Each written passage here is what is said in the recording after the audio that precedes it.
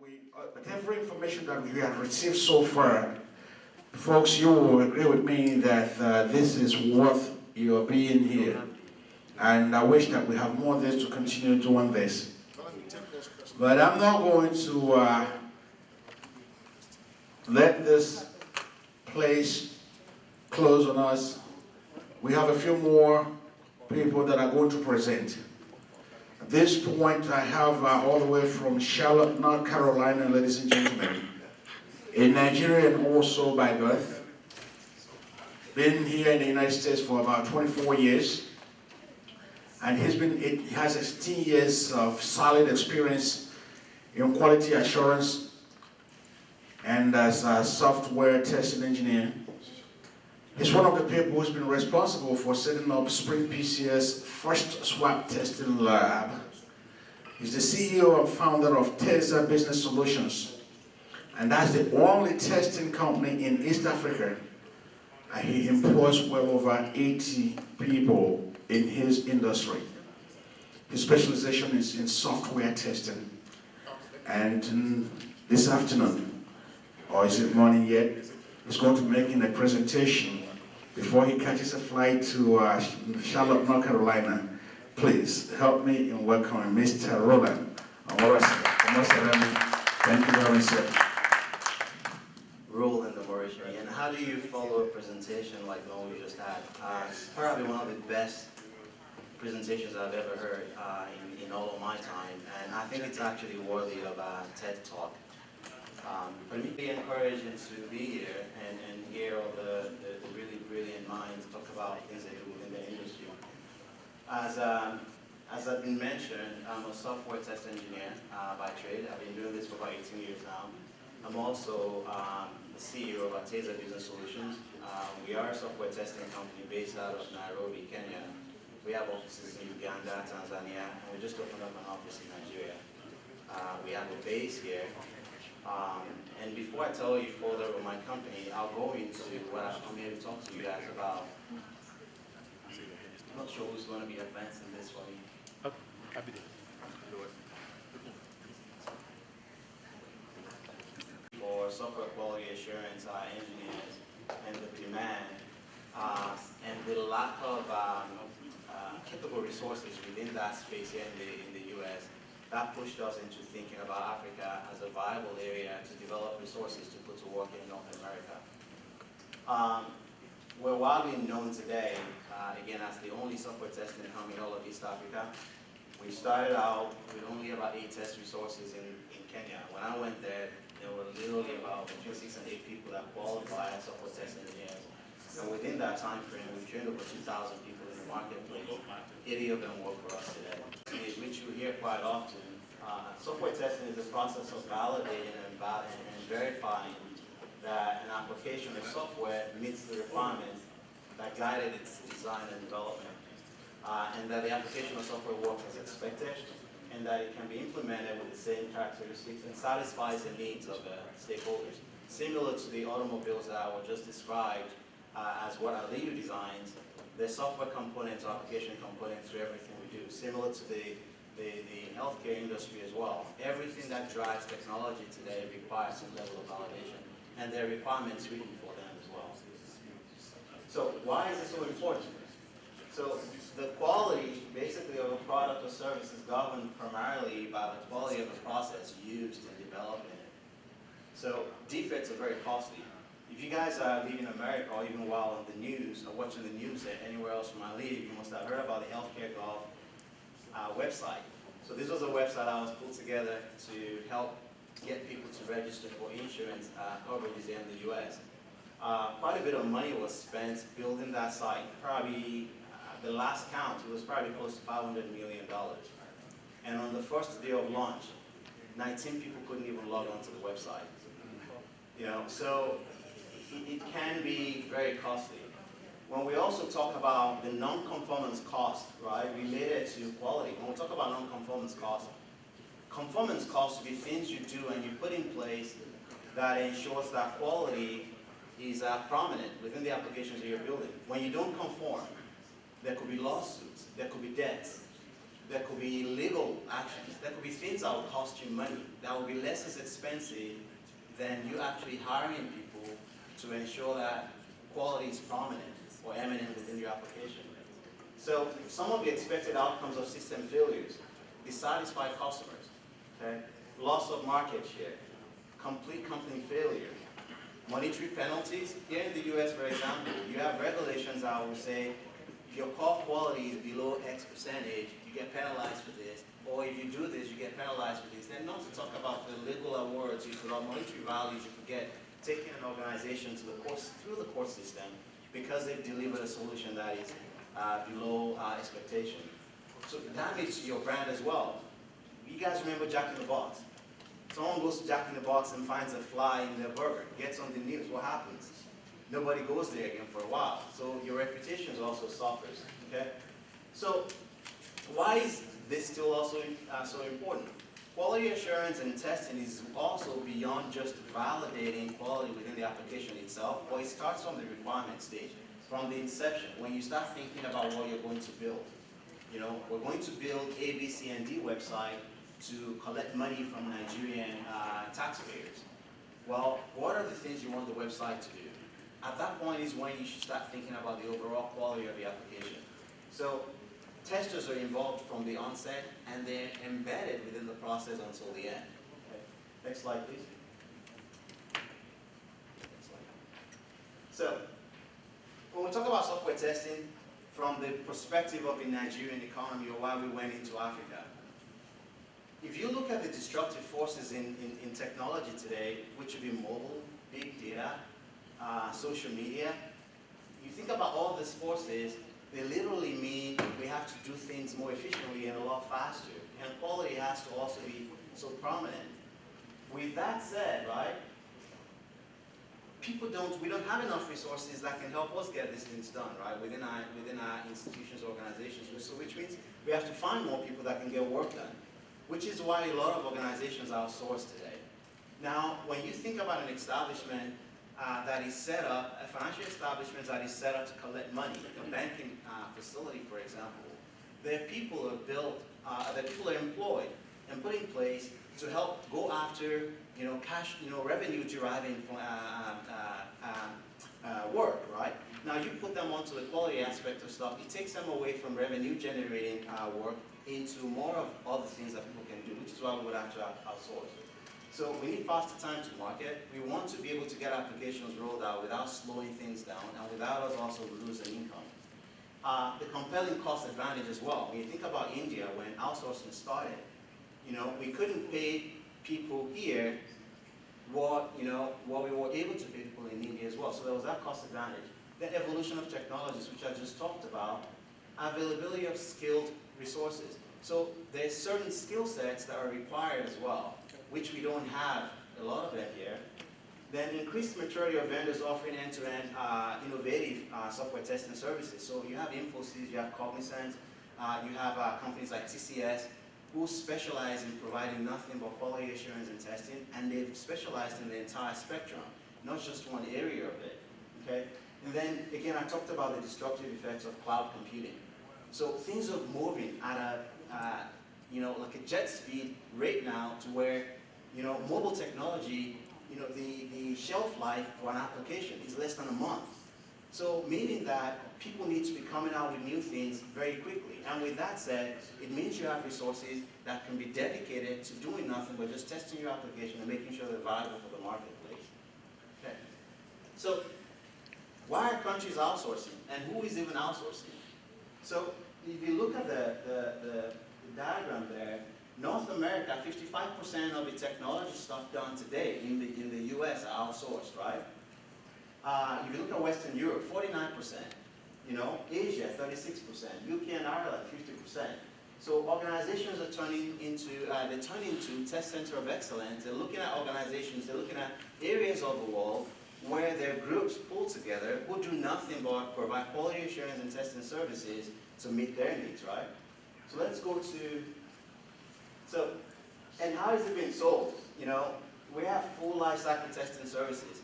Of the companies that provide outsourcing services, some of them provide full life cycle testing services. And what I mean by that is, from the inception of your software development, meaning business analysis, to development, to coding, to testing, to, all of the testing services are provided within all those phases of the SDLC, your software development lifecycle. The organizations are catered to that. And then you have services specific to certain test phases. So for example, you might have a situation where, like using the healthcare.gov situation, for example, when 19 people brought the website to a crawl, right? Performance testing wasn't performed. So there's certain organizations that specialize in that area of non-functional testing, okay? And then you have consulting and advisory services. So you have organizations like PwC, Deloitte, the big fours, who specialize in providing consultative services, letting you know, here are things you should do. They help you perform assessments. They look at your organization and say, hey, here's your capability and maturity level from a software testing perspective. So when you look at the map there, what's missing? Not a single dot in Africa. Everywhere else, you can see a presence, a dominance, These are organizations, these are areas of the world where they're outsourcing entities today. They're service providers. In those areas, in Africa, none. If you're going to see anything about software testing in Africa, you have to go to the northern part. Go to areas like Egypt, and those areas, Tunisia. But in Nigeria, in Kenya, in all of those places, in Kenya there was no testing company when I showed up. So to imagine that a Nigerian like myself would show up in a country of 38 million people and set up the very first software testing company and train over 2,000 people over a period of 4 years and hire 80 of them and do over $4 million in revenue, and I started with only $150 in my pocket. So, and when I tell people that, they find that unbelievable. So, as much as I've appreciated the speeches that have been given here, there's always an emphasis and dependency on the government to help facilitate business. I think it's really key. But I also want to leave every one of you here a message that you can make a difference on your own. You can go to Nigeria and make a difference. Now, we'll talk about the challenges that I had trying to go back into Nigeria and start my own business, because I ended up in Kenya, not in Nigeria. And I'll talk about that here shortly, okay? But if you look at that map, let's go back to that map again. If you look at it, it's very clear that if Nigeria put emphasis on providing software testing services, we will soon have a circle there. Make sense, guys? Okay. Let's go back to the next slide. Let's look at India as an example. A country that took the bull by the horn, looked at software testing as an opportunity, and built specialization around it. The global testing market, as of 2010, was $37 billion. That's 37 big ones, okay? Of this, more than 35% of it, 13 billion of it, is outsourced, okay? India is the leading destination for outsourcing services today.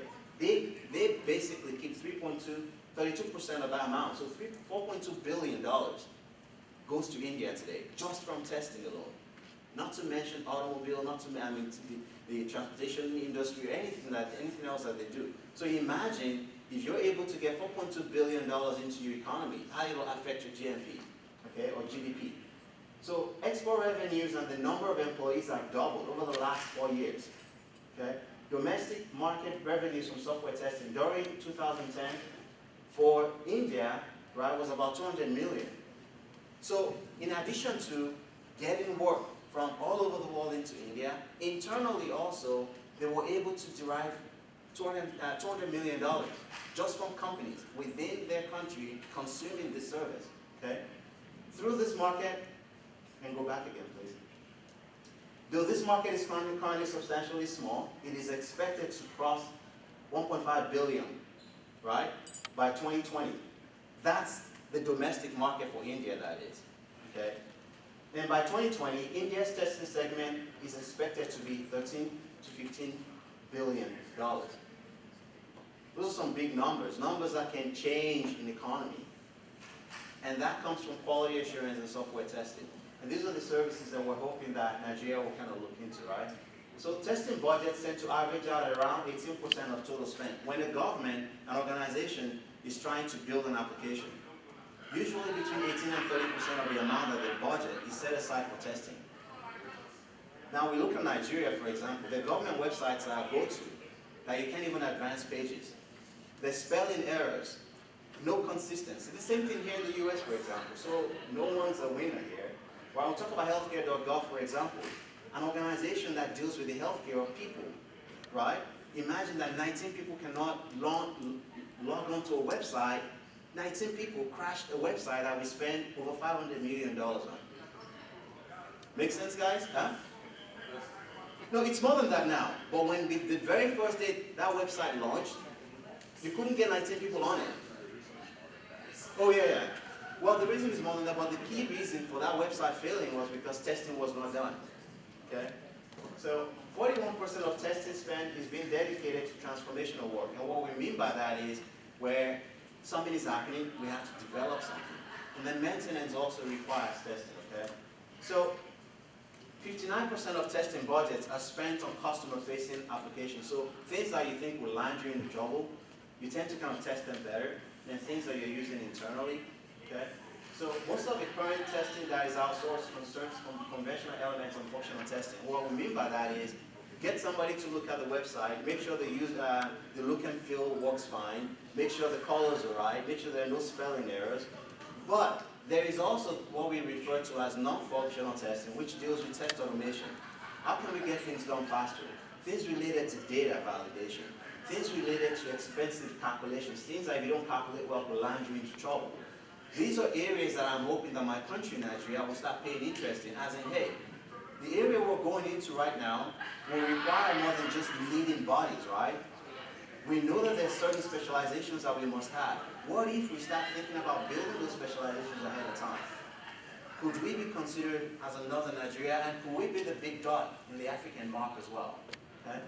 Now, Kenya is beginning to have that dot show up. Why? Because we went there. Nigeria went there. Okay? So let's go to the next slide, please.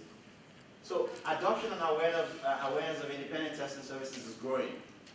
It's beyond reproach anymore that you would use an outsourced company. It's almost a necessity anymore that you can't do all the testing on your own. And the reason being that the rate of change in technology requires for you to be able to do more within a short time. So which means you're going to need more people.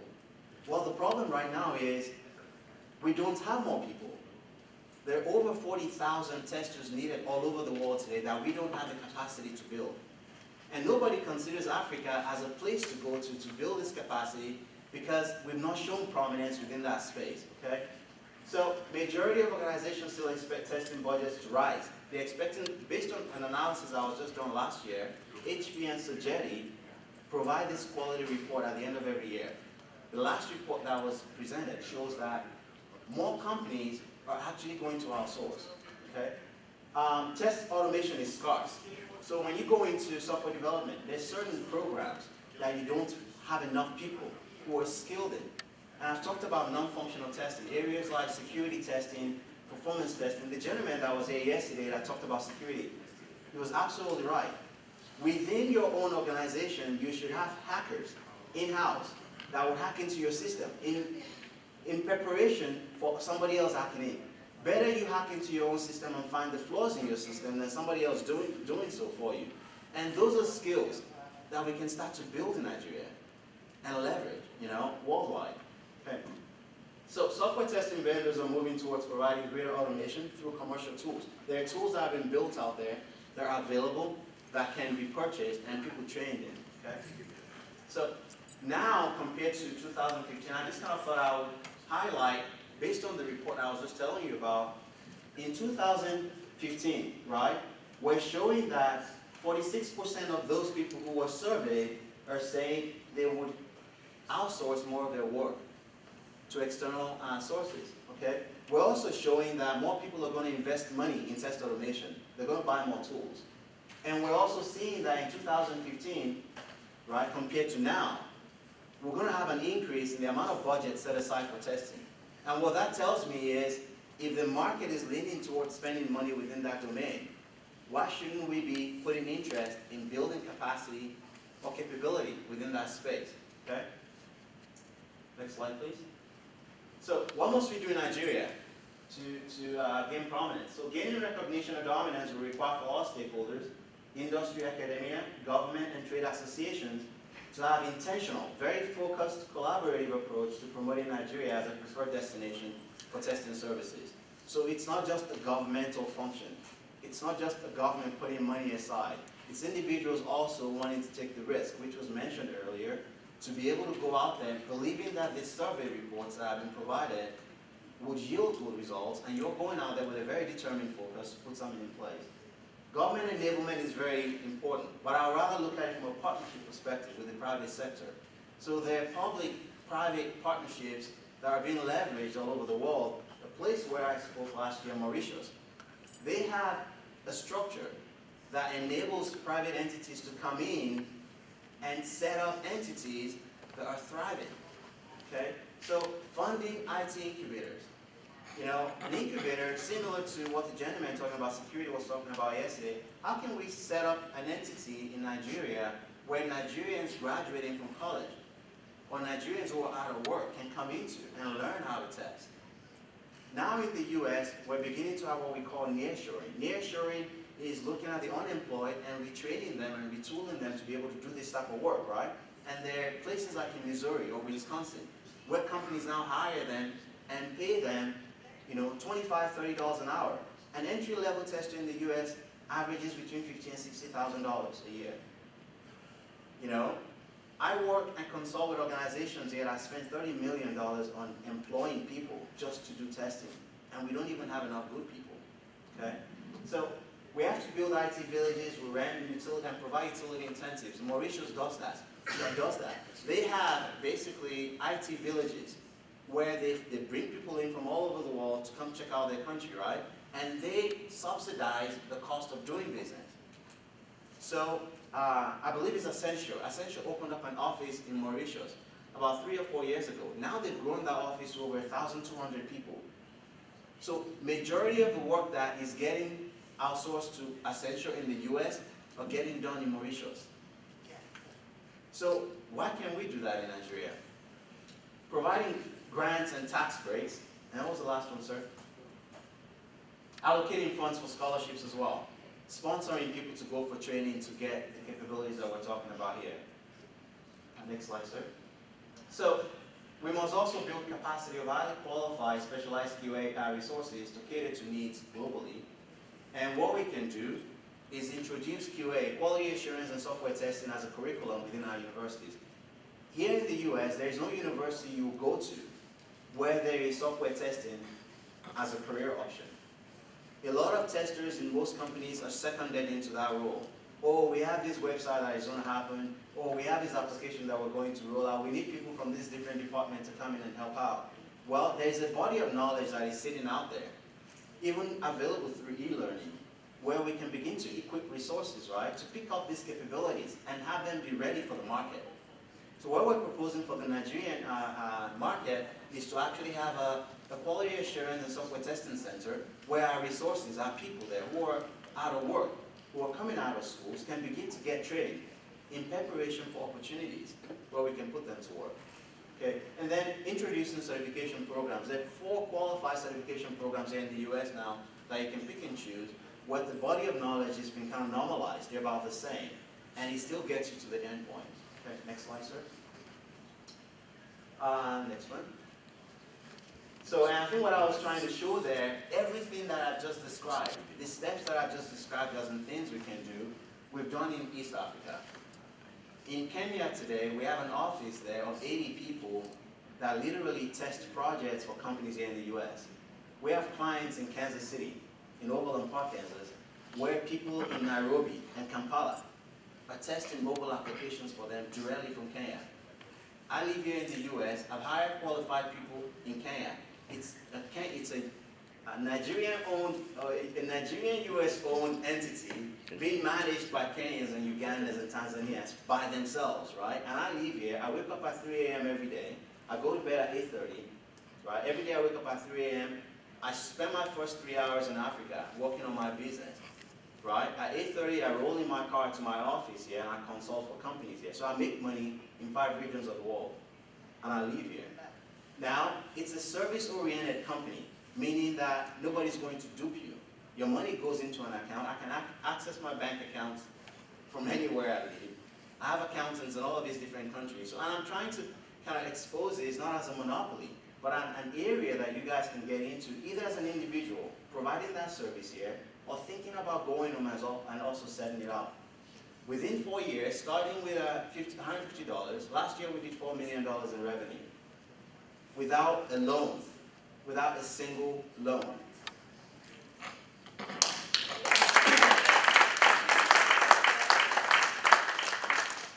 So, we also have to brand and do more outreach. So one of the key things that's happening in our company over the last few months, we just signed a partnership agreement with PwC Nigeria, PricewaterhouseCoopers, okay? I took 2 years of my life in the US to go consult with PwC because I wanted to understand how they work.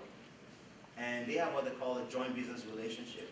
Most of these companies they don't have the capacity to do their own work. So they outsource some of their work to smaller companies like myself, right?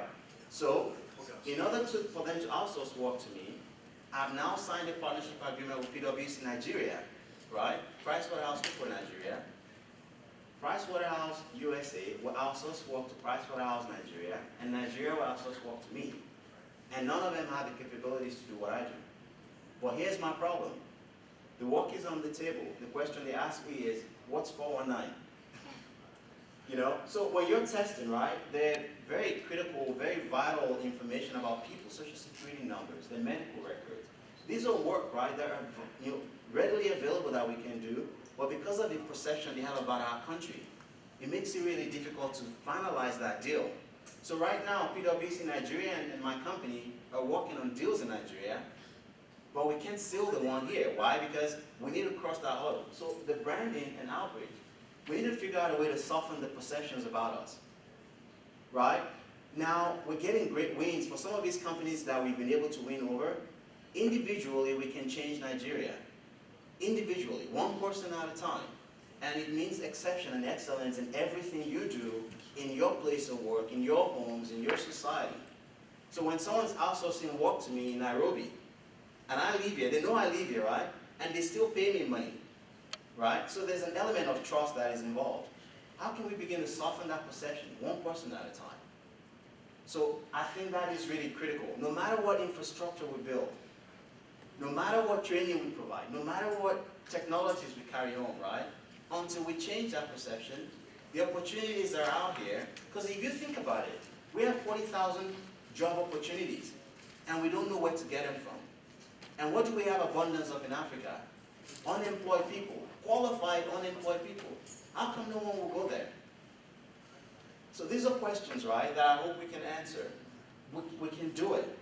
Because if one person, imagine, of our population of highly qualified Nigerians, and we're all doing $4 million a year, what that would do to our GDP. And each of us is hiring 80 people. How could that change our destinies for our children's account, okay? So, we need to establish stringent penalties for violations of outsourcing rules and regulations. This is where Nidict can come in. Nidict is trying to build capacity. And I've heard the leadership talk about amazing stuff within this conference. Things that I know can be done. But to back that up also is, we have to back it up with action. And those would be the things that outside entities will look at and say, oh, by the way, we can outsource there because if you violate this rule, this is what the penalty is. How many of you remember this guy? There was this military ruler in Nigeria who would kill people for trafficking drugs. Diabo, right? Did that stop people for a while? Yes.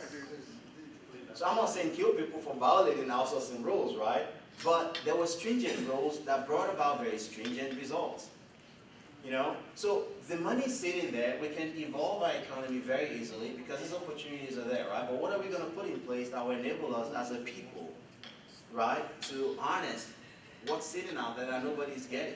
Because imagine if Roland, just this guy, I still remember being able to walk barefooted to school in Nigeria when I was 6 years old. That same guy who started a company on his own and be making that kind of money, what if 20 people or 30 people or 40 people or 50 people do the same? 50 times 80 people is what? Could we change Nigeria's economy? Could we reduce the unemployment rate if we do that? I think we can, guys. So one of the other problems also that we need to look at, business registration process. how can we eliminate, there's some things I won't get away, guys, and I won't lie to you here, as in the level of corruption that exists in my country, Nigeria. The same exists here. It's just in a different color. I've lived here for 24 years, and I'm not going to bullshit you. I'm sorry I had to use that word. But bottom line is, how can we also reduce that to enable people come in and get their businesses registered? I can register a business in some states in the US within 3 hours. Getting my name, verifying my name, and everything is online. I validate my name. I pay my whatever duties I need to be paid. Everything online, and I can register a whole business and be done in 3 hours. In Nigeria, how long would it take us? Months, right? So these are, guys, these are the kind of discussions and dialogues we need to be having. We can talk about new businesses all day. 2 weeks? Okay, so 2 weeks, right? So, more than that?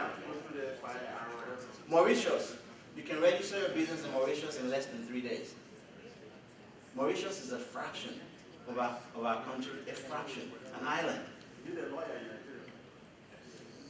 You know, so these are some of the things I'm talking about, right, guys? Infrastructure.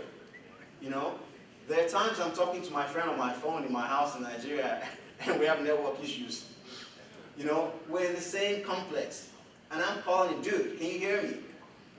And he's like, dude, let me come outside, and he takes his phone outside and comes to come talk to me. So we've got to, and this type of business relies on very stable access to the internet.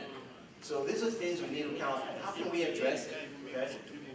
Sound data protection policy.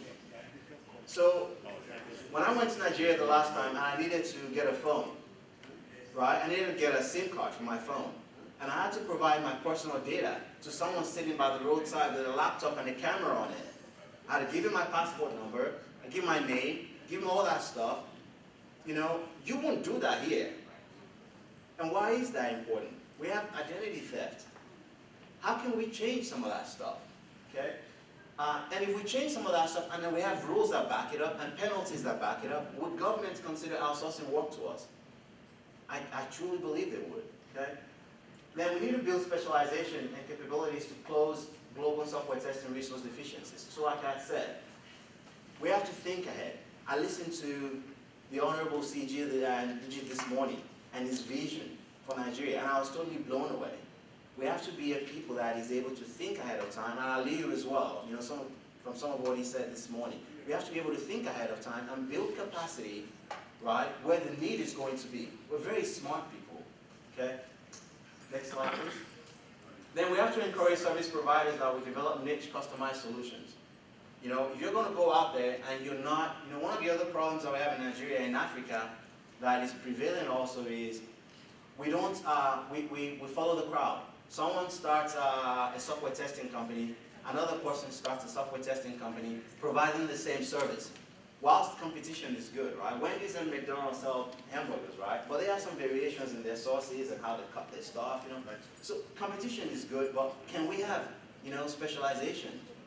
When you go into software testing, go specialize in performance testing. Go specialize in security testing. Go specialize in localization testing. By the way, do you realize that some applications have to be converted to Yoruba or Hausa or Igbo?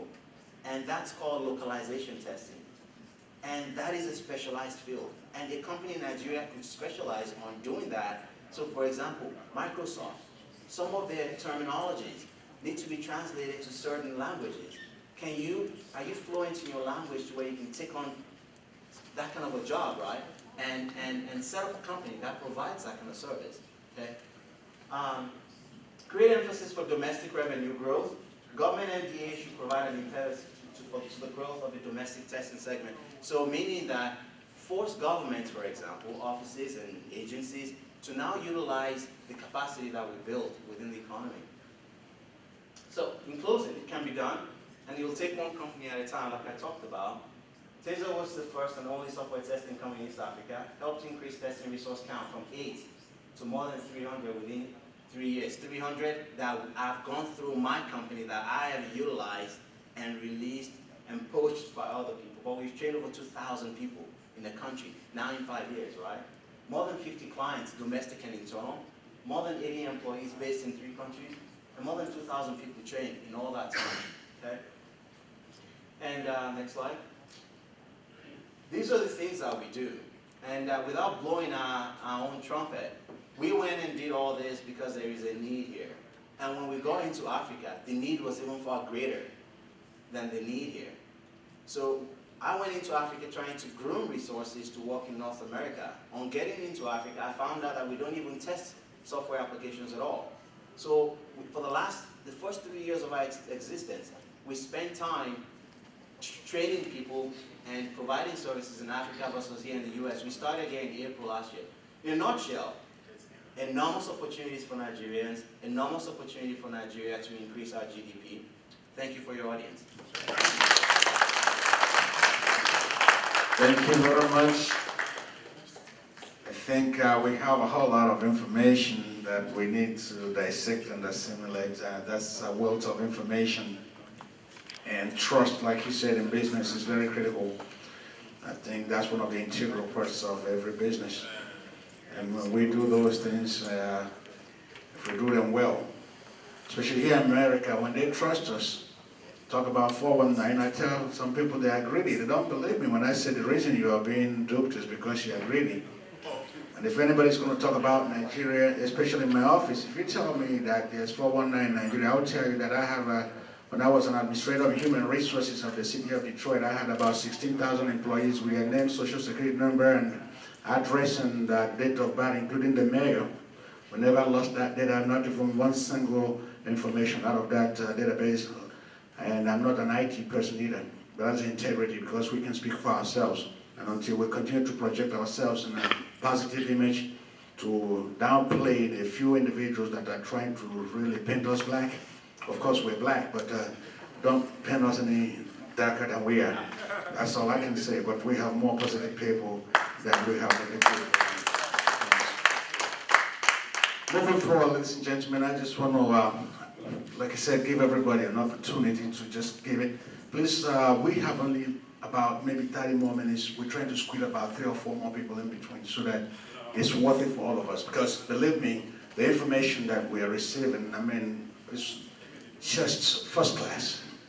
In terms of knowledge, in terms of expertise. I mean, you don't even know. I'm getting some goosebumps when I'm hearing that these are my fellow brothers that are actually and sisters that are doing this great work right here. And we are still lagging in some areas. But we're going to tighten it up a little bit. Ladies and gentlemen, also, all the way from Nigeria, and professor in computer science at Bells University of Technology in Northrop, and president of Nigerian Computer Science. And the good thing about it is that when we talk about this, it's like we are sometimes operating in silos. With the exception of something like this where we are bringing everybody together, and then we are now communicating, which is what this is all about. It looks like for the most part we operate in silos. And that's exactly the main reason we cannot bring all this together. But what Professor is talking about, he has a PhD in computer science. And the area he wants to talk about is the IT Professional Association as a building block to achieving trust links and promoting IT, goals. So what we want to do is give Professor Adewumi an opportunity to give us a little perspective on how he sees the integration of these professional associations in building blocks to achieve trust and link and promoting the IT goals of Nigeria. Ladies and gentlemen, please help me welcome Professor Adewumi.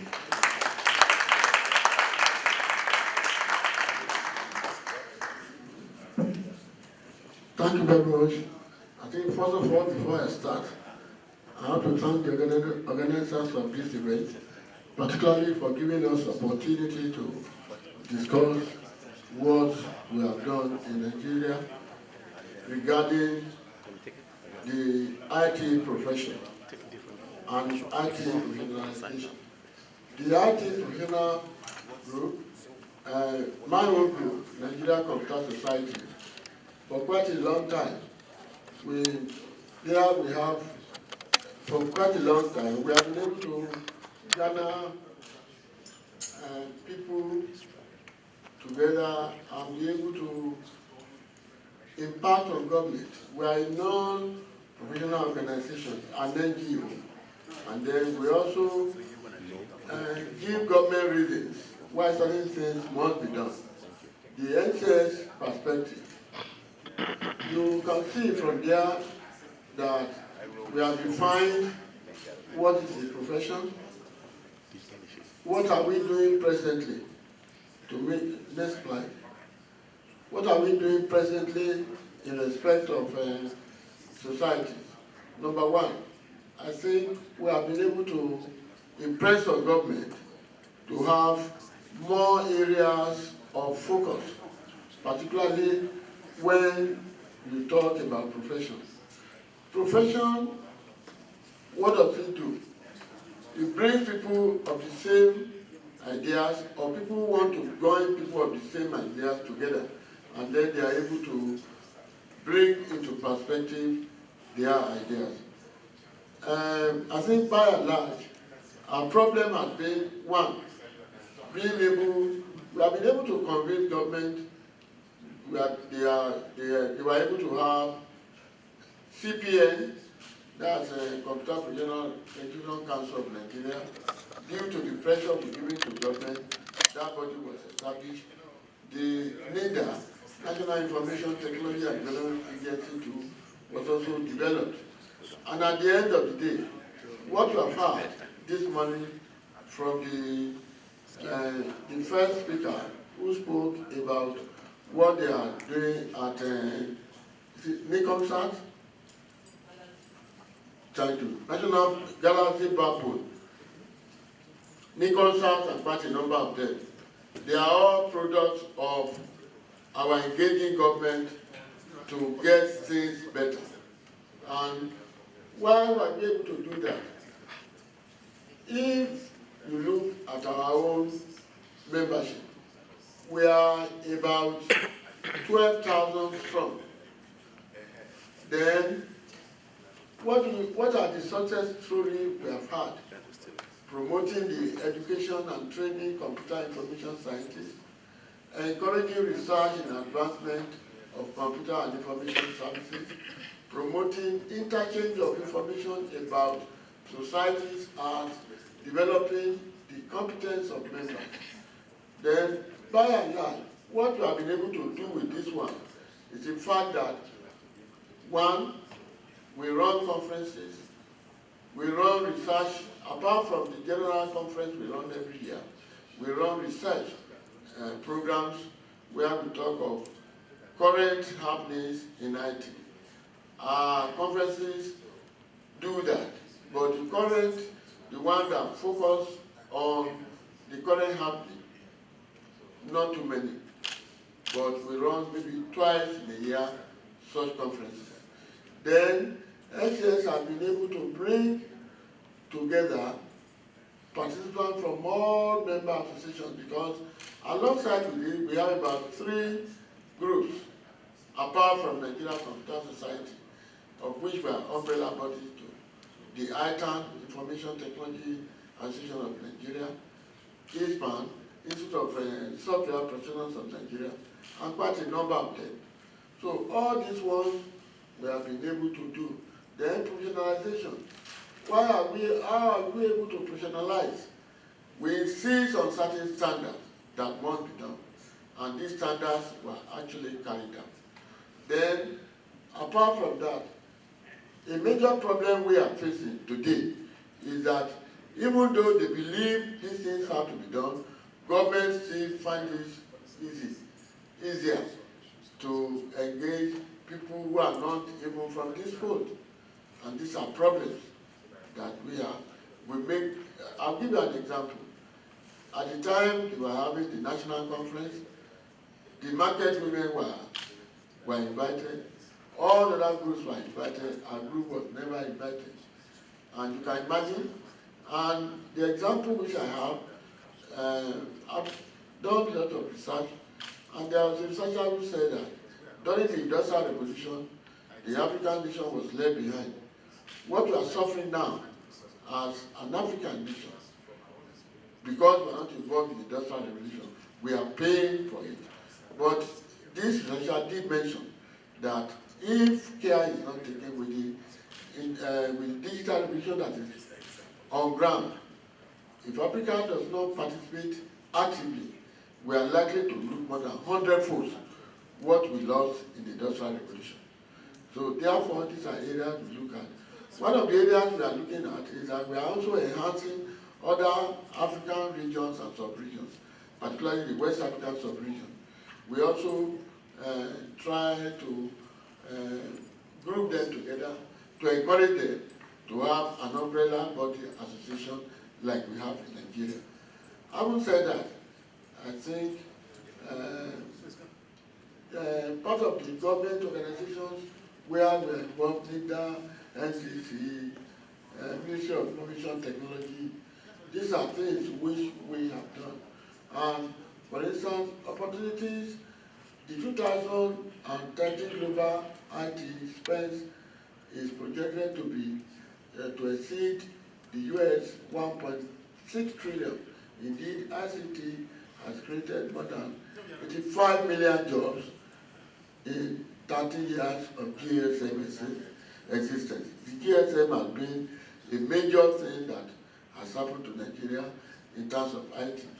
But one thing that I will also say before I close is to let you know that all these organizations that are sister bodies to NCS, they are also putting their weight.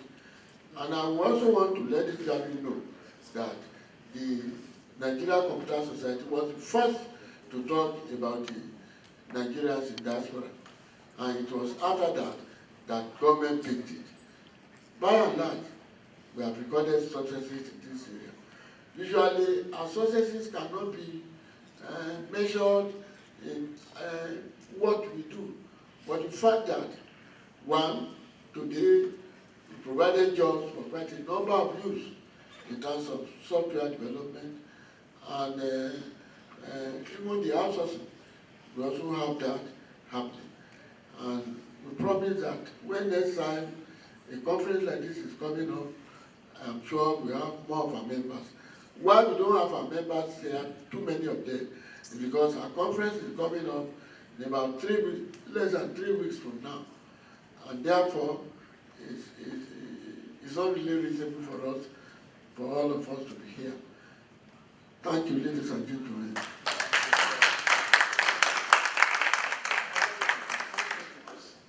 Thank you, Professor Adewumi. I think you stayed your time, and I really appreciate you really giving us that honor. Let's give him another round of applause. We're talking about job creation. That's what it's all about, and the collaboration of the IT professionals, the different disciplines, and when we can bring them together, we can continue to make a very lovely progress towards the infrastructure of IT in Nigeria. Now, I know we are really running short of time. However, we have a couple of more people we're going to try as much as possible to squeeze in. But when we talk about all of this, there's a governing body that really sees to whatever we do relative to the goals and aspirations and what we're trying to achieve. There has to be some checks and balances, and then there has to be a price to be paid when you violate all of this, that what we're talking about in terms of data security, etc., etc. But all the way, my next speaker really is no stranger to many of us, and the way I see him, even before I met him in person, I see him as a prolific writer. I've written most of what he writes about, and every time I pick up one of his write-ups, I don't even want to drop it until I mean, it makes a lot of sense to me, but I'm not even going to preempt who he is, so I'm going to let him really introduce himself. He doesn't need an introduction, but he is the Chief of Staff to the Executive Chairman of the EFCC. EFCC is the Economic and Financial Crimes Commission. They are the ones that prosecute people who are really doing the bad things. Let me just use that language in Nigeria. And ladies and gentlemen, can you please help me in welcoming our Chief of Staff, Kayode Oladele. Let's give him a big round of applause for EFCC. Thank you.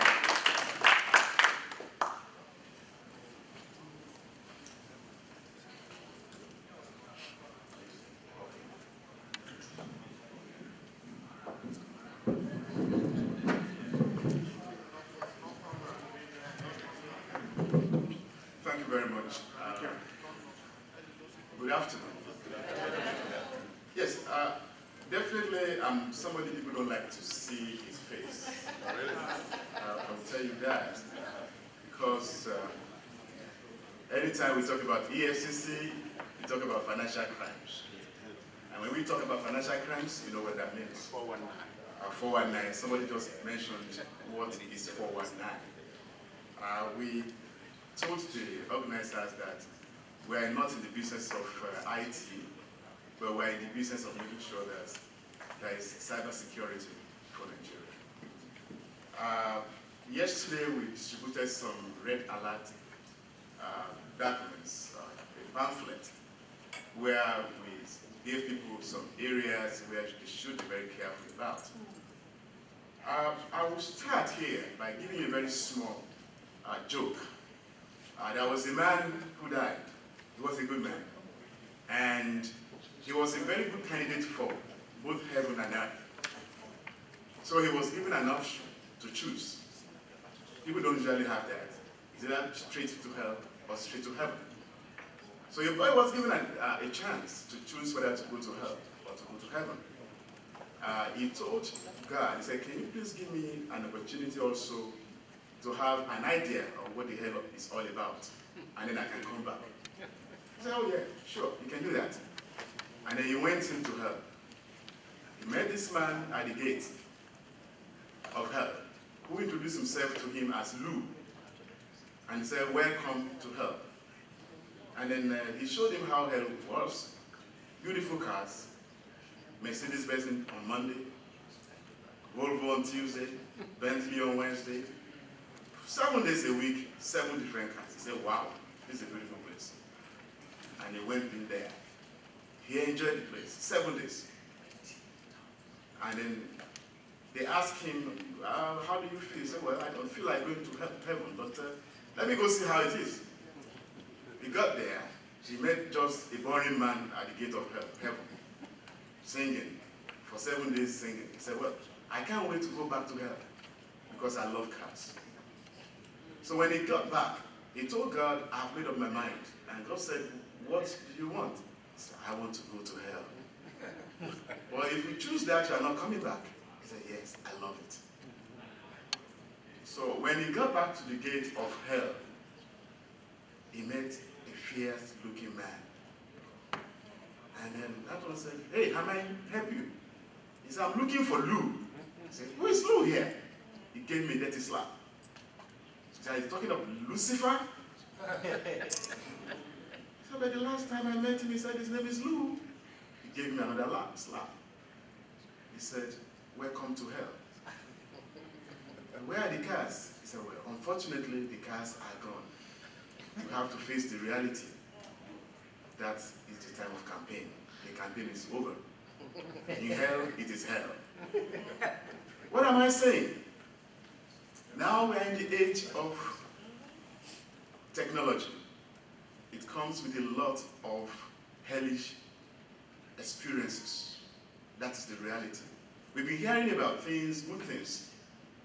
But to tell you the truth, cyber security is also very important to us at the EFCC. We have scams that you call 419, advanced fee fraud. They use all of these things to transmit messages to people.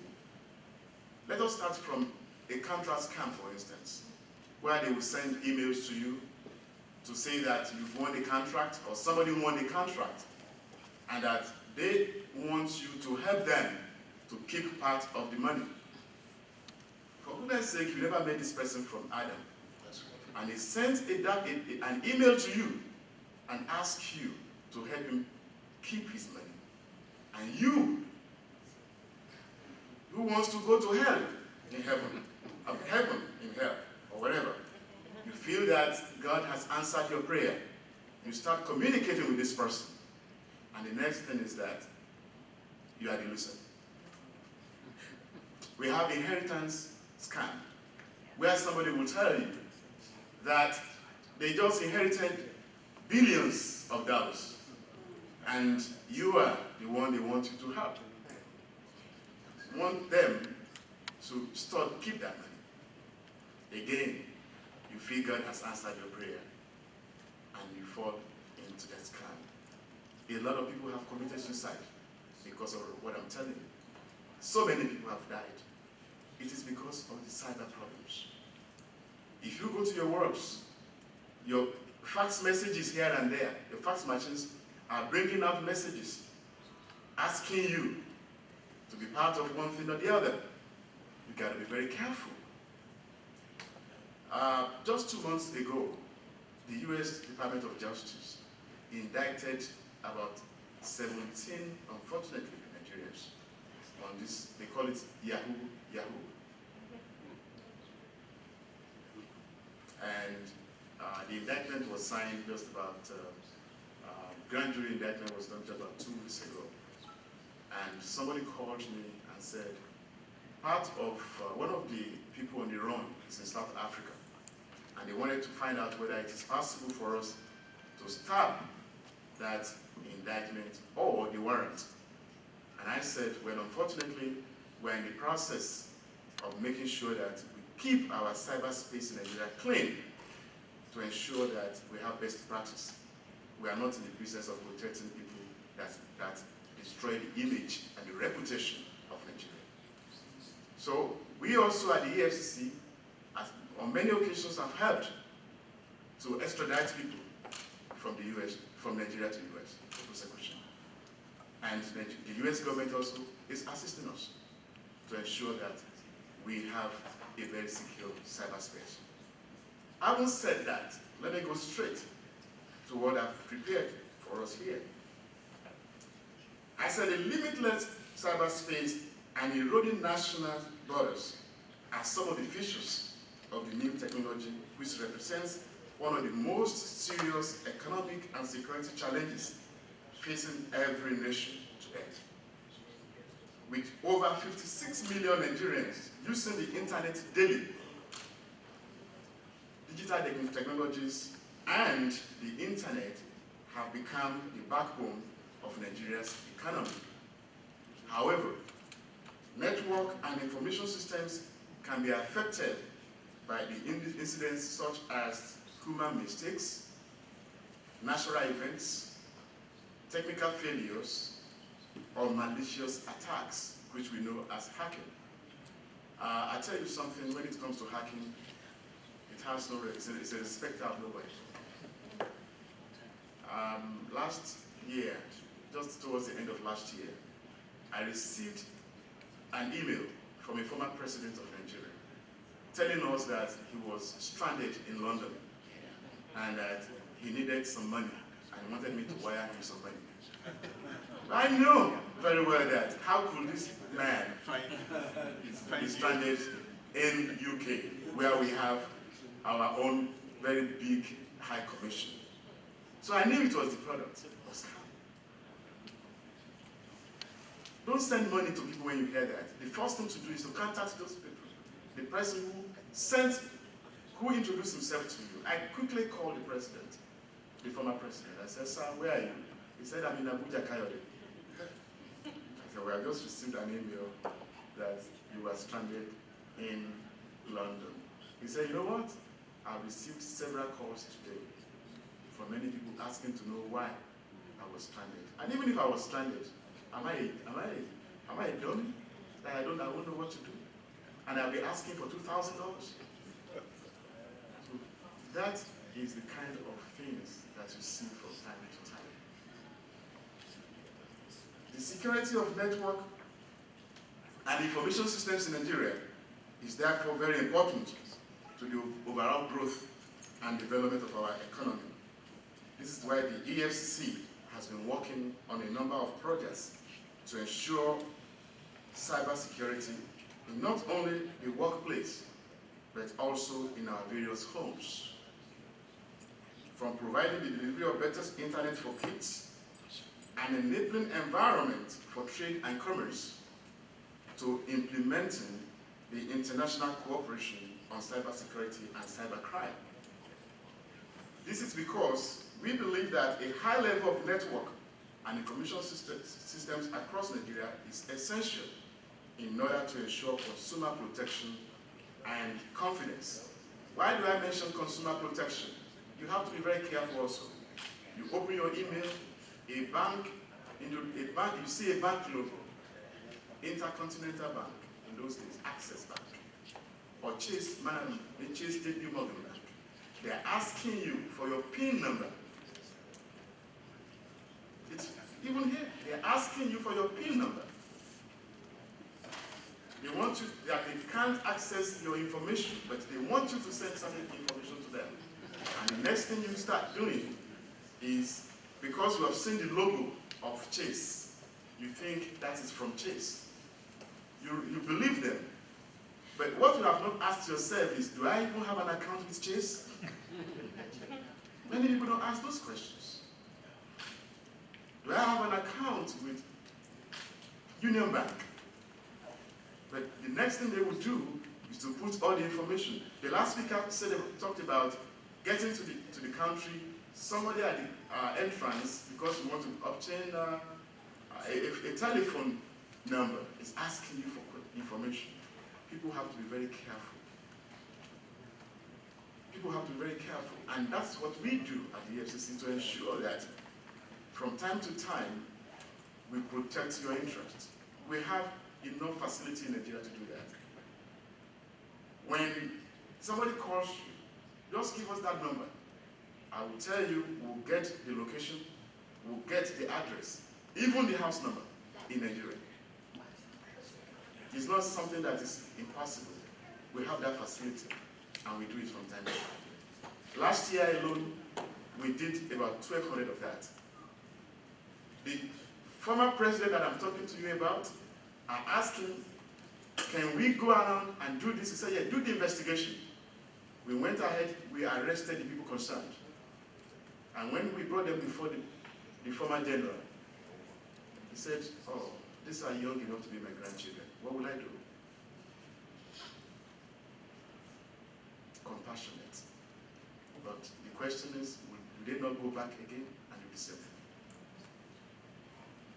Nevertheless, just as the European Union, the US, and even several countries in Asia that have come up with national strategy on cybersecurity, good enough we have these people here today.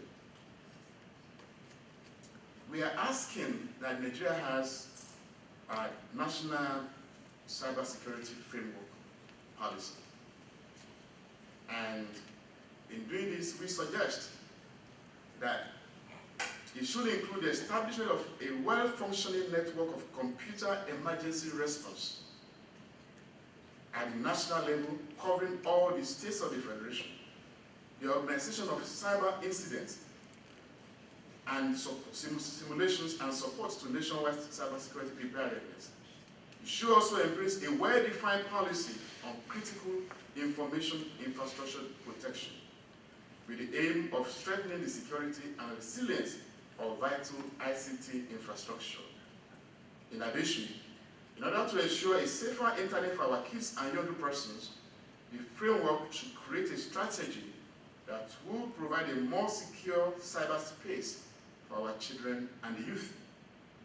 The framework should create legal measures aimed at making the Nigerian online environment one of the most secure globally.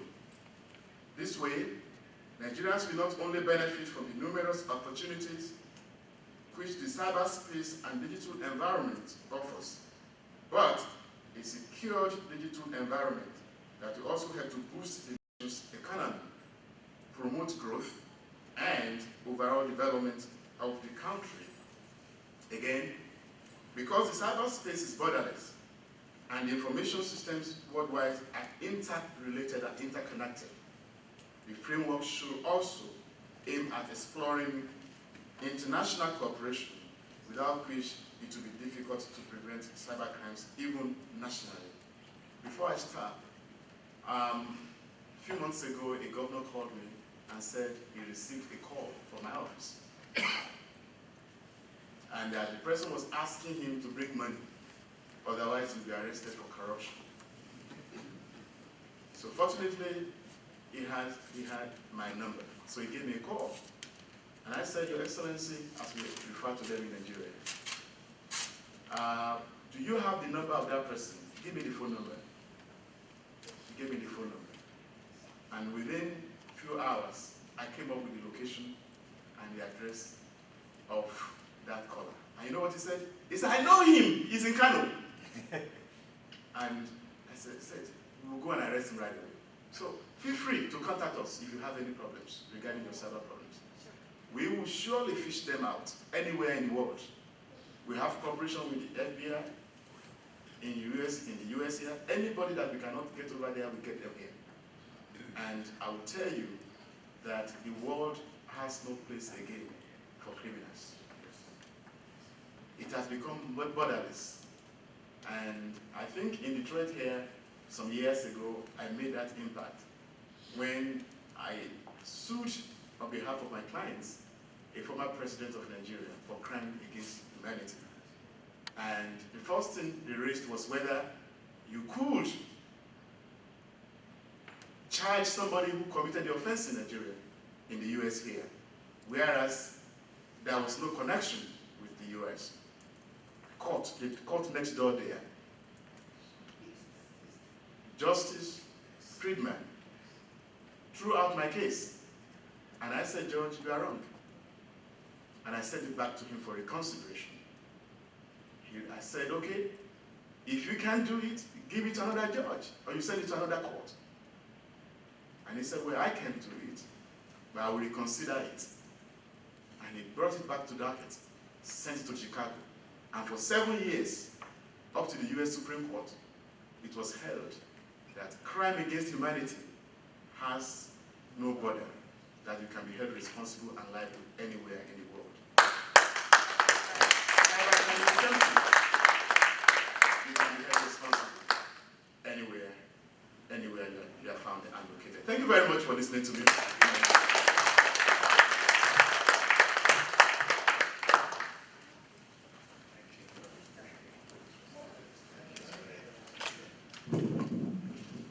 Are we about wrapping this up? I can almost assure you, like I said, he's a prolific writer, and if you want to read more, even if you go to Nigerian Water, you can follow him and read a lot of what he writes, and he makes sense every time he writes. And thank you very much, again, Chief of Staff of the EFCC, to the Chairman of EFCC. We want to fast forward this process a little bit, but I'm not going to really wrap this up without, I'm sure most of you have been seeing one of our sisters that's been around from the inception of this forum, from the start, and she's still hanging with us right here. We have listened from all perspectives of Nigerians and in every aspect of course, discipline, but when you talk to her, sometimes you wonder, is she from Nigeria, is she American, is she, but I mean, she's an international citizen and she's just a child of the world. But what happens is that she's an international business advocate, native Detroiter. I mean, I'm talking hometown is Detroit. And she's been a sister to Nigeria for so long and taken many trips. And I mean, when she knows Nigeria more than most of us that are sitting in this room, if I may tell you that. But I'm not going to ask you to take my word for it. Let me welcome Ms. T. Thompson, sister from Nigeria. Yes. It was in the days I would have said, born in America, made in Nigeria. Yes, let's give her another big round of applause.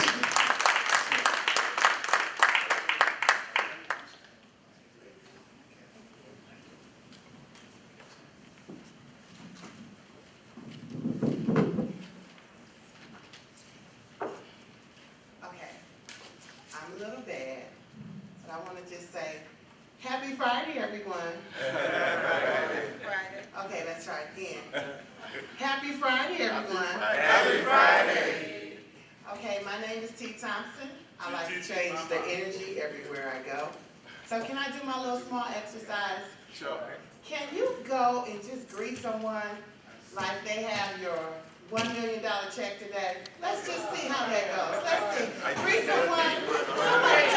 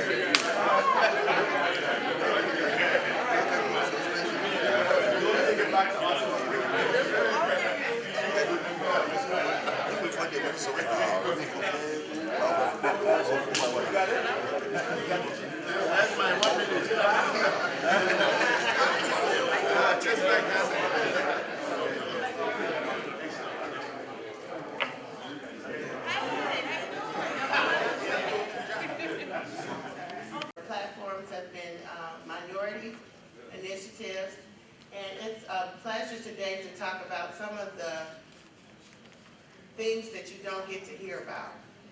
And if we can go to the next one, I'm gonna just fast forward. So the African Trade Business Center has about $5.3 billion of opportunities. Can we go to the next slide? Go all the way to next. Yeah, next. Oh, stop right there. So ATBC, who are we? We're assuming transactional opportunities and have the access for companies who are retailers, wholesalers, manufacturers, and service providers, or who want to have joint venture partnerships in the U.S. and or Africa. So we are strategic partners with the U.S. Department of Commerce, and we have been consummating relationships. But I want to, next one. So our mission is four-pronged. We want to advocate for direct trade. We want to advocate for access to industries in various sectors in Africa. We also are building capacity, and the capacity is being done with integrity. We want to transform communities, and most importantly, we're all about healthy job creation. So everything that we're involved with is win-win in terms of constructive collaboration. So right now, we have access to over 6 million U.S. minority-owned firms in all business sectors. We also have 440 members in 11 countries, which obviously include Nigeria, so we're so proud of that. We're so proud that I've put my own money and built a center in Lagos, Nigeria. So our center is in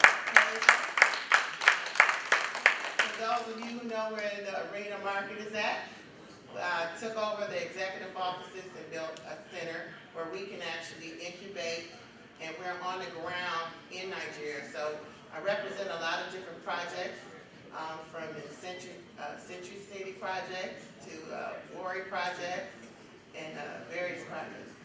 So we're excited to help you all connect and expand the ICT sector. So I want to fast forward. Can we fast forward to the next?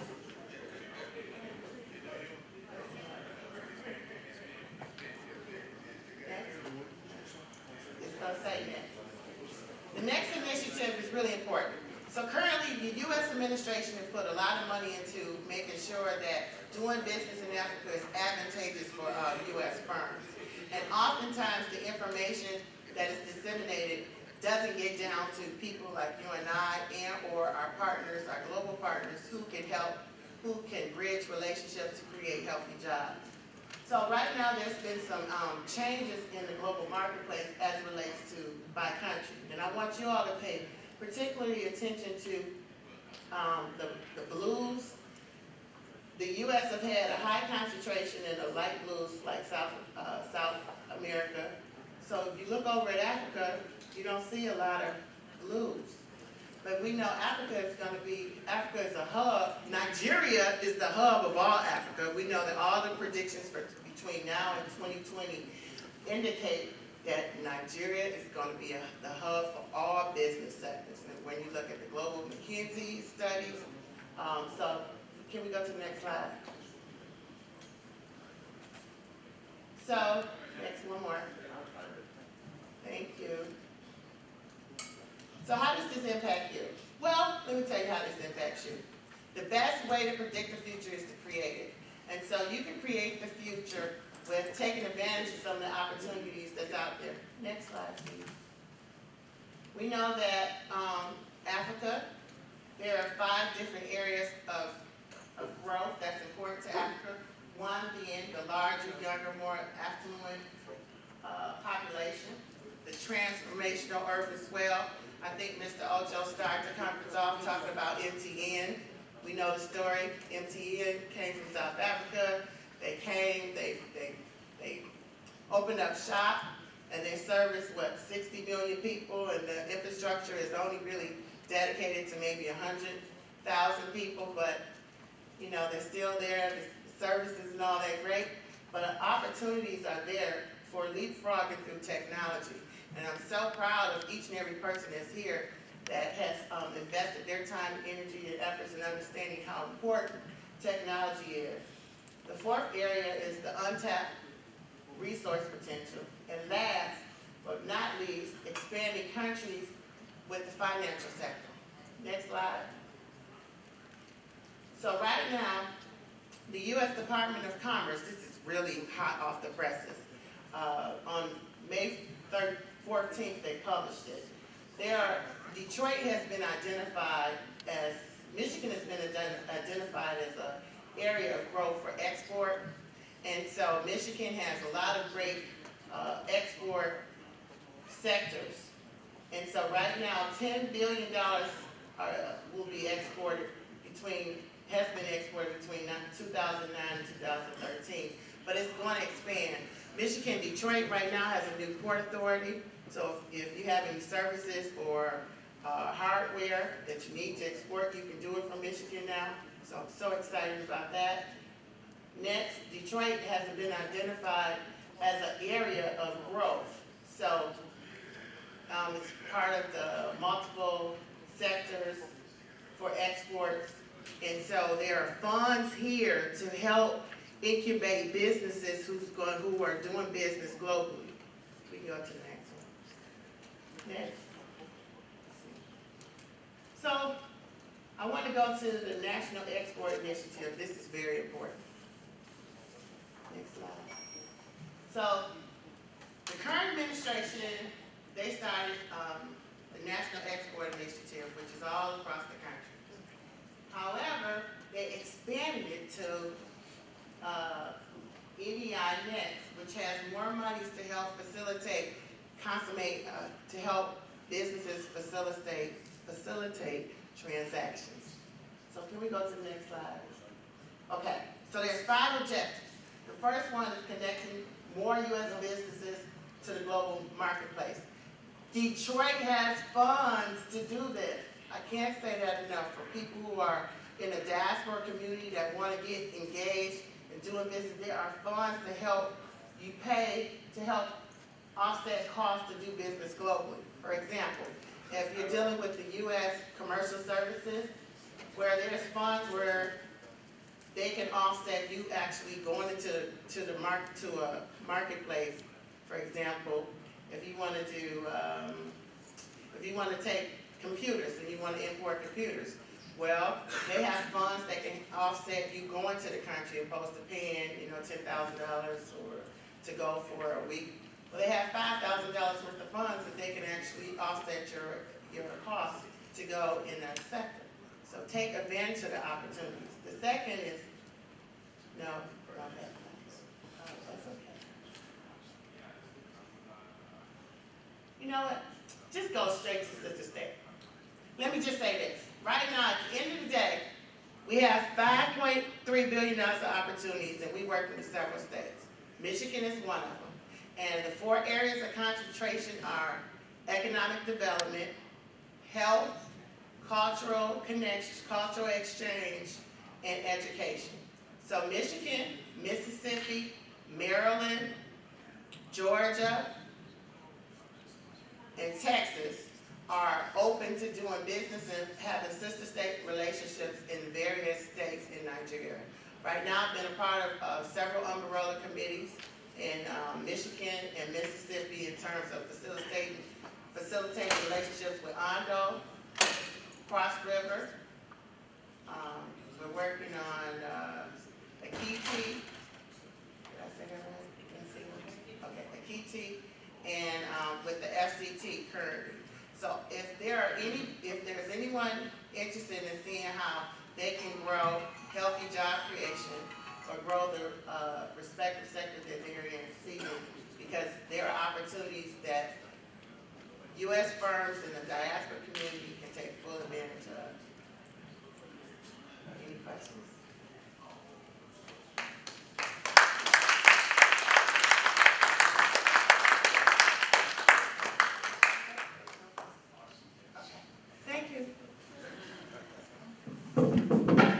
All right, gentlemen and ladies, let's put our hands together for Miss T. The questions for Miss T. She did an excellent job that we don't have any questions. Now what we're trying to do is to accommodate everyone. We have one last speaker just before we start wrapping up. He's been here for 2 days trying to make a presentation to us as well. He's a senior IT consultant, and his area of specialization is in application development and HP Enterprise Services. He's currently partnered with Hewlett Packard Enterprise in terms of his services, 29 years in IT consulting, and has 22 years with General Motors Corporation and their 5 systems, and 5 years in Rolls-Royce and in other energy companies. Man, they are very instrumental in leading the General Motors in the Y2K project, and has traveled to North America, Canada, South Asia, South America, Europe, I mean everywhere, just doing IT work. And his specialization and training, even though he digressed from finance to computer science, but he has done an excellent job in that area. And currently he's trying to make everything that we are doing here to partner with HP. Ladies and gentlemen, please help me in welcoming our next presenter, and if not our final one for today, Chief Joseph Okoye Wabweze. Please let's put our hands together for Chief Joseph Okoye Wabweze, IT consultant profession, and has a long-standing history with most IT companies. Thank you. Thank you very much. Hi everybody, thank you very much. In fact, I've been wondering about the time. I'm conscious of that. This is like a dream come true to me. I told somebody I've traveled to almost every part of the world doing consulting except Nigeria. So I think this is a path for me. And before I put up my gloves, hopefully I have the opportunity to also work in Nigeria. So as Andy has said, this is my 29 years. I started, I attended, IMT Enugu, and then after that, I traveled to Chicago. I graduated in, finance. Then I found I couldn't get a job there. Then I went to IT, and then I did, computer science. And then after that, it's like, the door opened up for me. I started with other, federal insurance, as a consultant. In fact, I started my career with the Chicago Board of Education as a consultant there. And the first thing I did there, just right after school, the first project was to save them money. Then I did a project there which saved them 2.5 million, and the teacher union wanted to kill me, so I left. So, it's an exciting job for me. Then I started with GM. US is a unique place. You can work for 5 companies and still stay the same place and get the same check from the same person.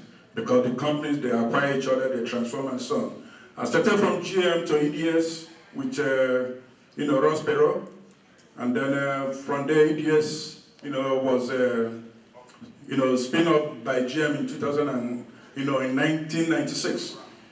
And we continued, I traveled everywhere in the world doing IT. I worked under, in fact, our goal there was to set up GM in remote areas, and then I did the same for, Dow Chemicals, who has plants all over the world.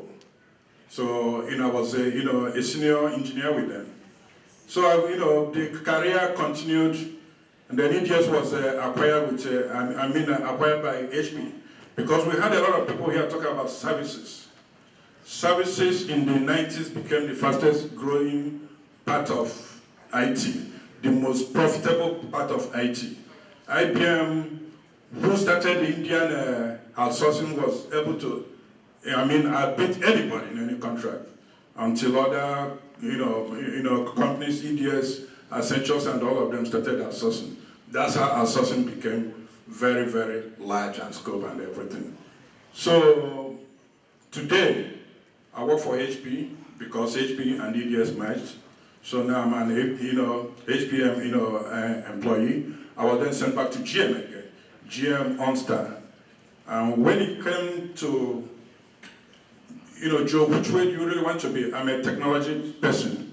Even though I've done an automotive system all my life, but I want to keep my life in technology. Then I went back to HP. So today, HP, I don't know anybody here who doesn't have HP product in their house. Their printer, their screen, their laptop. Is there anybody here who doesn't have HP product in their, in their house? I don't think so. So it's a very, very global company. And when people hear HP, they think all we do is billions of dollars, contract. No, we also cater to small businesses. We partner with countries. We partner with individuals. So I'm here to present some of our main offerings. Go back. That's good. Enterprise services, which is where I am today. It's enterprise services is where we have the core business of HP today. Beside hardwares, we have hardwares, we have laptops, we have other things, and then printing. We started 3D printing, and then people thought it was a joke, but it became steam today. And this is the volume of business we do. I think what I'll do for the interest of time is that I may have to send, if I pick up the email of everybody here, I might send an email to the people here so that they can, run through this and see our core offerings. We don't only cater to big businesses, we cater to small businesses, countries. All these countries are traveling. I'm going there to help their government, their business people to set up IT environment and infrastructure. So advance it.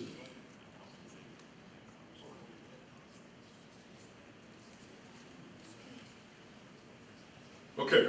No, now people will say, why HP? It's our brand. Okay. HP is known by everybody. Okay. It's been in business, it's been in IT before, millions of companies today know what is IT. And then that brand name is stronger than anything. Our relationship with people, our technical services, our support system is next to none. Sometimes I feel so angry. I won't say angry. When I travel to these countries and see what they're doing, I wish it is Nigeria, because we have the skill, we have the money, and the question becomes, why aren't we there? So that's one of the reasons I'm so glad we have this forum today, because we are really beginning to address the issue.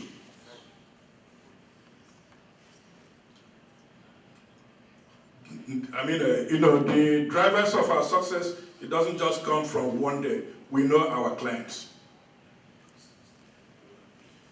A lot of, acquisitions and so on. It's like I said, I'll send a link to our core product site to everybody here. If I can get the emails, I hope we have a list.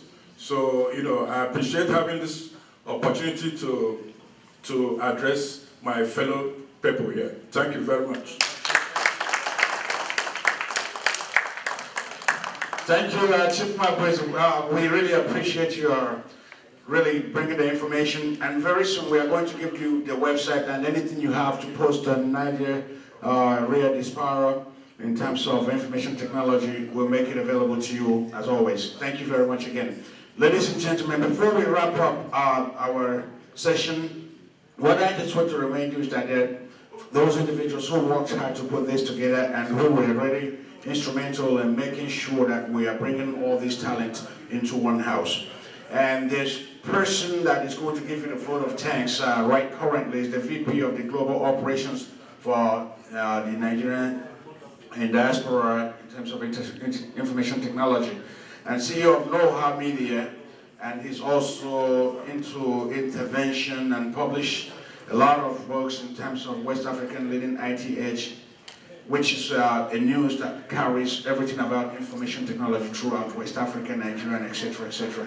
Ladies and gentlemen, and this is the VP of Global Operations for NIDIT. Ladies and gentlemen, Mr. Sego Orame. Mr. Sego Orame, please. Let's put a big round of applause for an excellent job putting together this session with Mr. Ojo.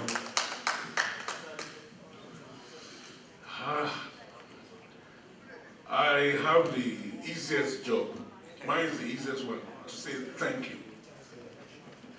But I want to say it's been 2-3 days of very interesting interaction for Nidict. We had some clear objectives we wanted to achieve. One of them was to create a platform where people could meet, could interact, and could collaborate. Our IT agency back at home and our brothers and sisters in diaspora to have a platform to share, to feel, and to move forward. I will say that in the course of the past 3 days, I've heard very inspiring, very inspiring talks from some of our brothers here. Particularly today, I look at myself, I thought I was in a political gathering, not an IT, because I heard some good talk that we need back at home, that we could share back at home. And one of those talks was, I want to summarize or paraphrase. We are a nation of great people. In spite of our challenges back at home, we still have the talent, we still have the stamina, and we still have the presence to build a great country. And the key word, or the key thing that we've achieved here today is that it is possible to have a great nation of great people that can cause a great stir in global space. I want to thank you all for your time. It's not easy to gather people together here. When we came yesterday morning, I thought we were going to have a poor audience build up. But by 12 o'clock, we had good audience presence here. In terms of quality, we've had very good audience participation. I want to thank you for your time. I want to thank you for your contribution. And most especially, I want to thank you for your commitment to Nidict. This has been made possible by a lot of people. I want to single out the National Information Technology Development Agency and Galaxy backbone. Particularly for NIDA, the usual thing back home is that an agency will commit to support you. They give you the money, but they don't show up. But in the past 3 days, we have had the privilege to share and to listen to the Director General of NIDA in the person of Mr. Peter Jack. We've heard from him, we've shared with him, and we know that there are a lot of things that we can do together with NIDA. And again, I also want to thank the board and members of NIDA who also took time to be with us here. I want to thank the largest professional association of ICT in Africa, the Nigerian Computer Society. They gave us that time, and they gave us the foremost head of their association in the person of Professor David Adewumin, who happens to be a father for us all. Thank you very much, sir, for your time. Mr. DG, I also want to thank you very much. You are charting a new course. Like I said earlier, the practice or the norm is for the agency to just give you money, and then if they have the time, they send somebody. But the DG came himself. Not just that, he came with his board members. We really want to thank you all. You know that change is possible. Thank you. And then again, I want to thank the community of ICT, or pool of ICT experts, that we have here in the US. Some of them flew for over 2 hours to join us here. And then the community of Nigerians here in Detroit, we really appreciate you. without you, this would never have been possible. And then we know the confidence that we have is that this beginning, can continue most fruitfully. Thank you again for your time. God bless you. We all meet next year at Washington, D.C. for the Nidict 2015. God bless you as you go back. Ladies and gentlemen, let's... Sorry. Please, forgive me, I left one thing out. The foreign mission, the Nigerian foreign mission was really, really, really wonderful. From Canada and from US, from the beginning, they gave us full support for this. I really needed to say this because I've had some personal experience with our foreign mission outside. They hardly show commitment to what Nigerians are doing. But this was a difference from the onset. But particularly from Canada. Anytime I call Mr. Ojo from Canada, he would say, I just came back from Canada. I just... We have come almost to the end of this, and if not the end of all of this. But I think, no matter how we see it, I, from every practical purpose, think that this is, I told you that coming together today, I just want to say, to remember, the awards dinner is going to be from 5 to 8 p.m. in the Crystal Ballroom, which is almost to kind of tour around Canada, Nigeria, wherever you're coming from, to live here without having an opportunity to tour the city, because this is one of those times you might not constantly evolving and constantly changing. By the time you come back here again, you'll be surprised that and the diagonal slice of what we have here, I am seeing the world with excellent commitment. I am seeing people, and I'm seeing people who are prosperous, who are going to leave us, God. But in living you, I'd like to meet you all.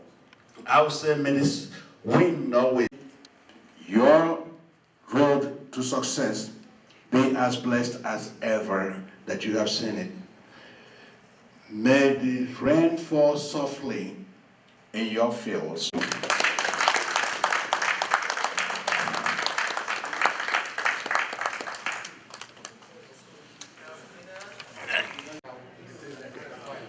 Oladeji Roll in the Morishimi, CEO of Taser Business Solutions, based out of Nairobi, Kenya. This has been a phenomenal event, something I really believe will create an embodiment of Nigerians coming together to think through ways in which we can better improve our situation at home. We need to do more of this, bring like minds together, thought leaders, bringing them together to see how we can harness all of our capabilities to improving things back where we belong. It's going to take one person at a time. We can do it. Hopefully we can get more people to join us next year to make this happen. Thank you.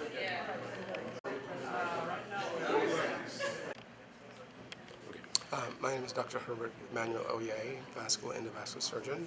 I reside in Beckley, West Virginia.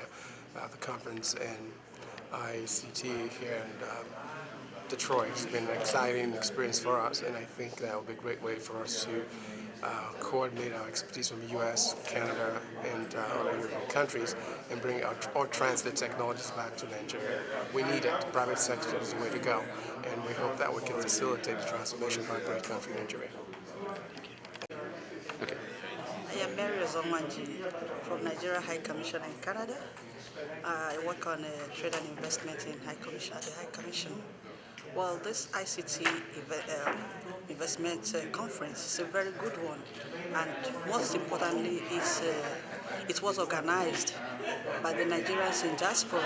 So it has really shown that the Nigerians in diaspora, they have interest to develop our economy. And like I said when I spoke, we cannot do anything without this, the Nigerians in diaspora, to also help in the transformation agenda of Mr. President. Is very important, and a gathering of such it encourages everyone in all these Nigerians in diaspora that truly they can come together, not just for fun fair, but to discuss serious business like this in order to move our nation forward. Thank you.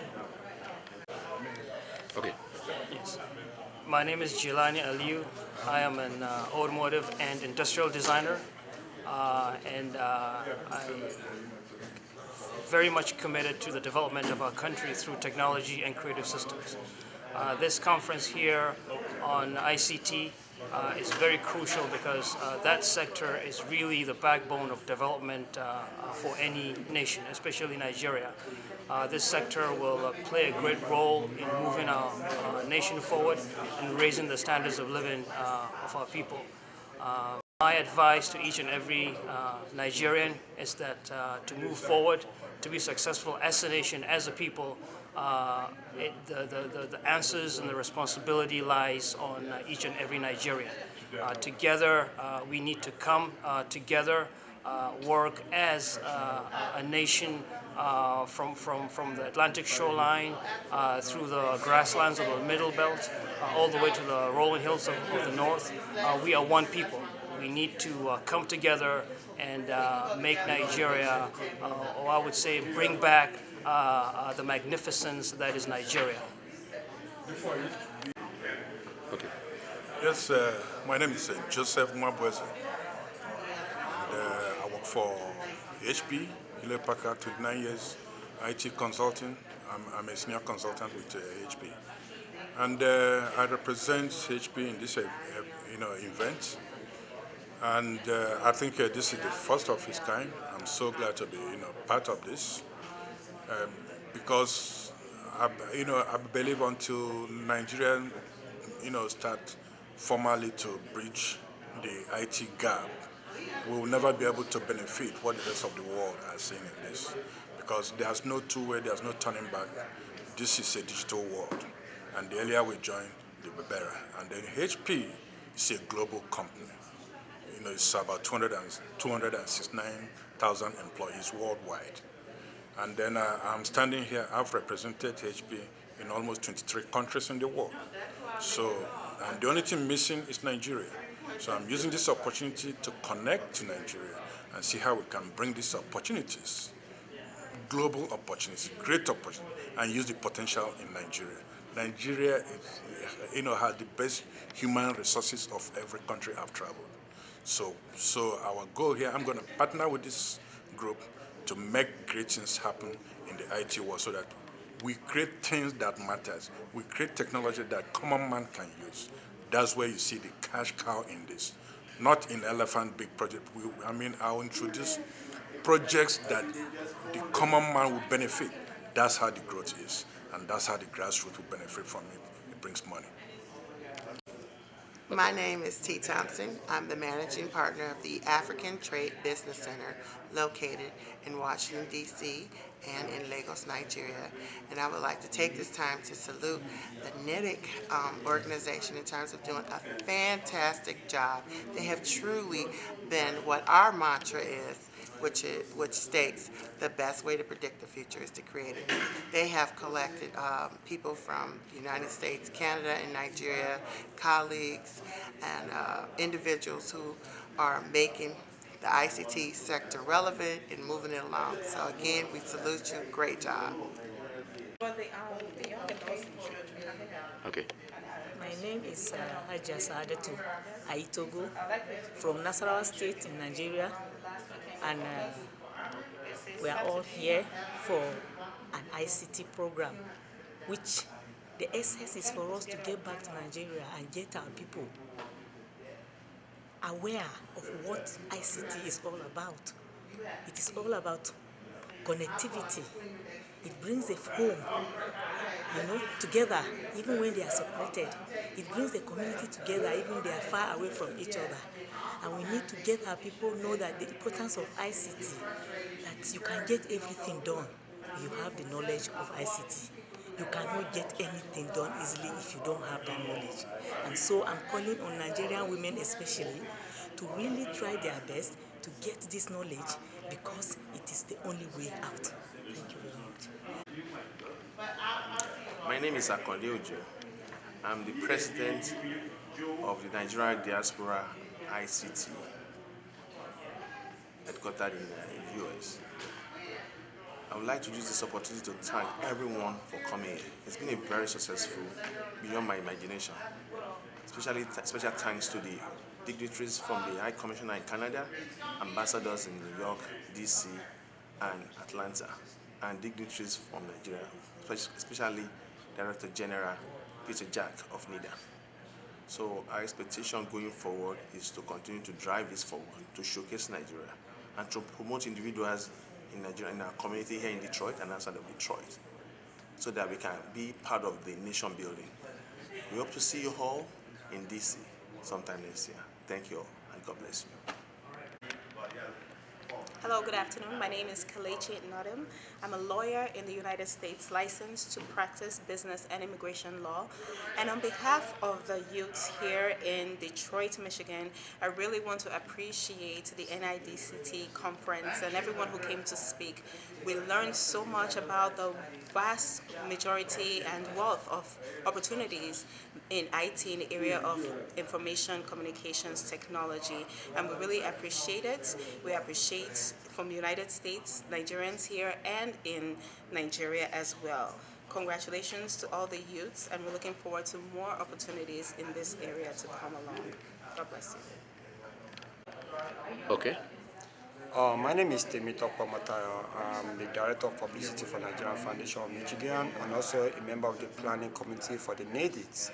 And it's been a great privilege to be part of this team that really put this together. And it's created an avenue where the stakeholders in ICT back home in Nigeria can, rub minds with people here in US with a view to finding ways to, move Nigerian economy forward. We already know that virtually all the Western countries, all the countries in the world, ICT runs the economy. So ICT provides an avenue where you can do whatever you are doing better. So by now we have been able to learn new things. We've been able to brainstorm on the best way to move Nigeria forward. And I particularly like the presentation from Galaxy that really gave us the opportunity to know what they have been doing back home. Now somebody cannot be sending mail with Yahoo, especially a government official. Now we now have .nigeria.gov, just like we have it here. So it means we are going in the right direction. It means we are really, really moving forward. It means that the global trend, Nigeria is not being left behind, and that's a good thing. And another thing significant about this program is, for young people who have been looking up, towards, or young investors who are looking towards investing in Nigeria, or they have business ideas, it's been able to, the conference has provided that platform for them to meet with the policymakers, for them to meet with the stakeholders, for them to really, really come up and say, this is what we want to do. And fortunately, the people that came, they have listening ears, and they are so encouraging. And that will really, really encourage people to come up with ideas. So that's what we have been able to achieve.